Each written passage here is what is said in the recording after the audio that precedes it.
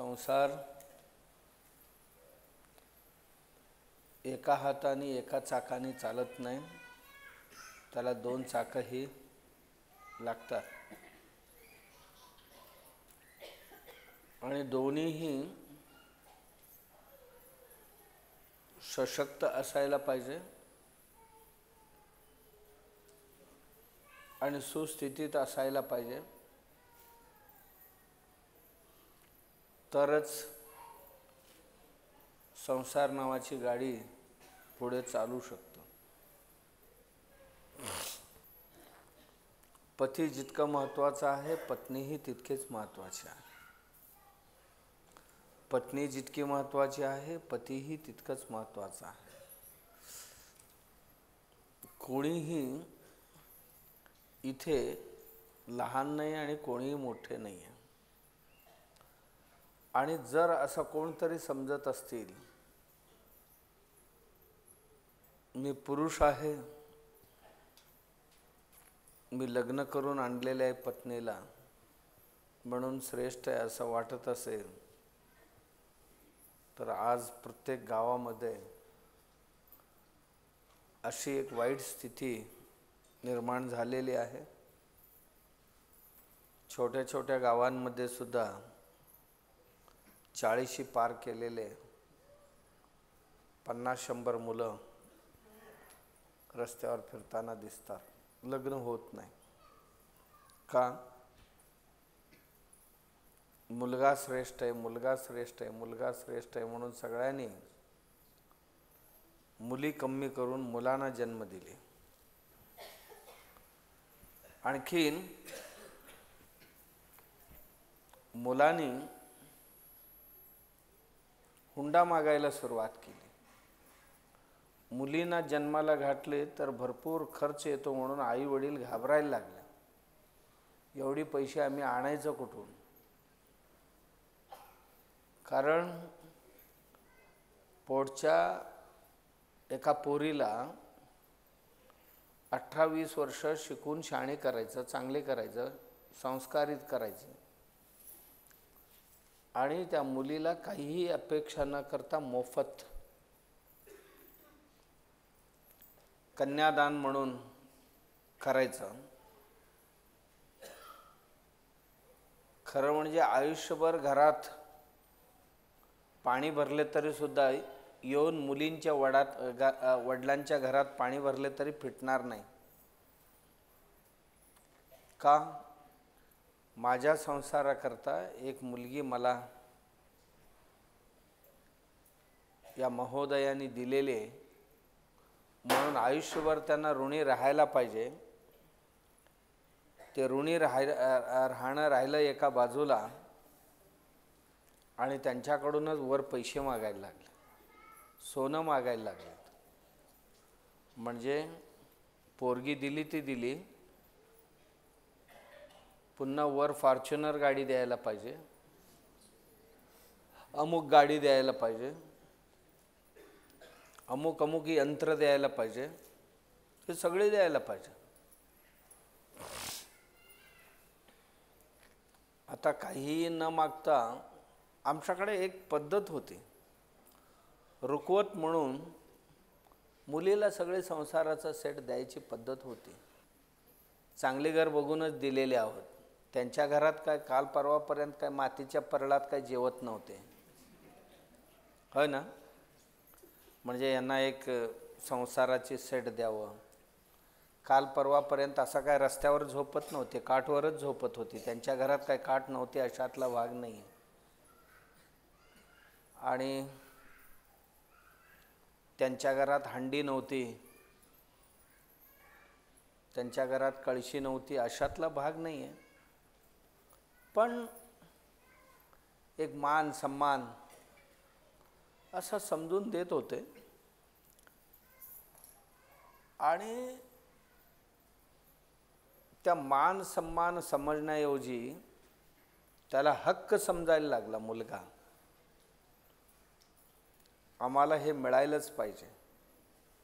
अरे मेहरबानी म्हणून दिलेले आहेत, मुलगी देताना मुलीबरोबर एवढ्या वस्तू दिलेली आहेत, मेहरबानी आहे। आणि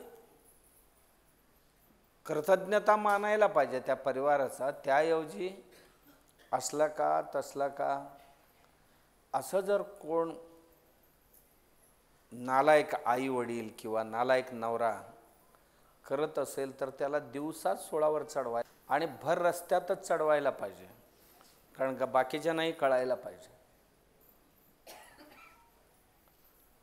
मानवीयता नावाची एक गोष्ट तरी असायला पाहिजे.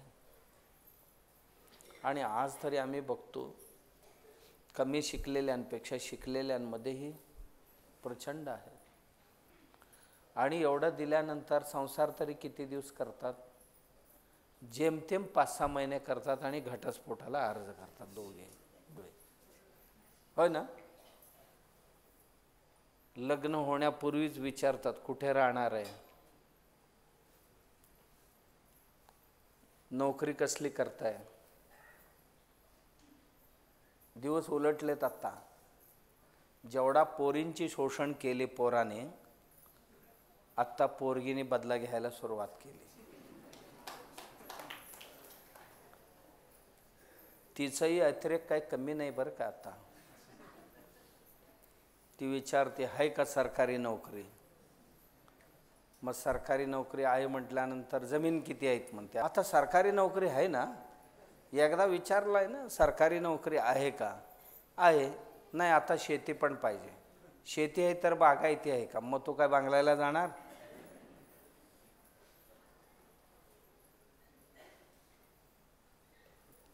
काय पेरायला जाणार, कापायला जाणार नाही.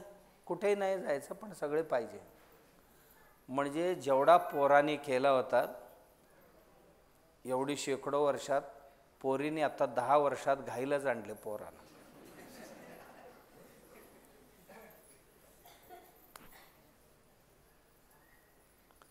एवढा करून किती दिवस टिकतात?